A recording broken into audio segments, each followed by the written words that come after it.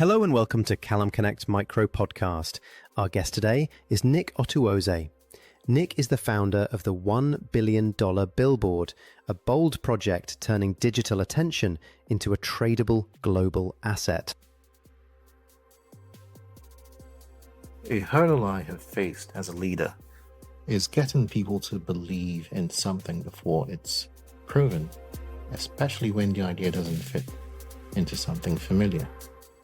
In the early stages, I was trying to communicate a concept that didn't have a clear category. It wasn't a typical business model, and because of that, people couldn't easily place it in their minds.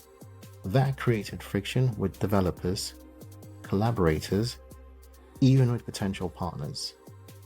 There were moments where people would disengage, not because they didn't believe in me, but because they didn't fully understand what we were building. Initially, I thought the solution was to explain it better. I kept refining the pitch, adding more detail, trying to make it clearer. But what eventually came to my realization is that clarity doesn't always solve disbelief. Sometimes people need to see momentum before they can understand the vision. So I shifted my approach. Instead of trying to convince people up front, I focused on execution in public, building, sharing, and iterating, letting the idea take shape through action. I reduced the reliance on explanation and increased the visibility progress.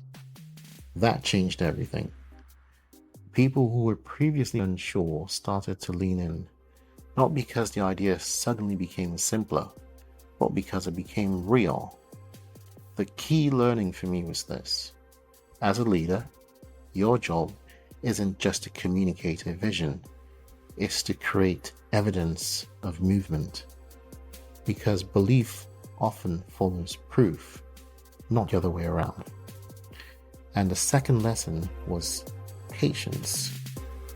When you're building something unconventional, you have to be comfortable with being misunderstood. If you react emotionally to that misunderstanding, you will either dilute the idea or abandon it too early. So now I think about leadership less as convincing people and more as holding conviction long enough for others to catch up. If you enjoyed this podcast and would like to find more inspiring information about entrepreneurs around the world doing incredible things, make your way to enterprisezone.cc.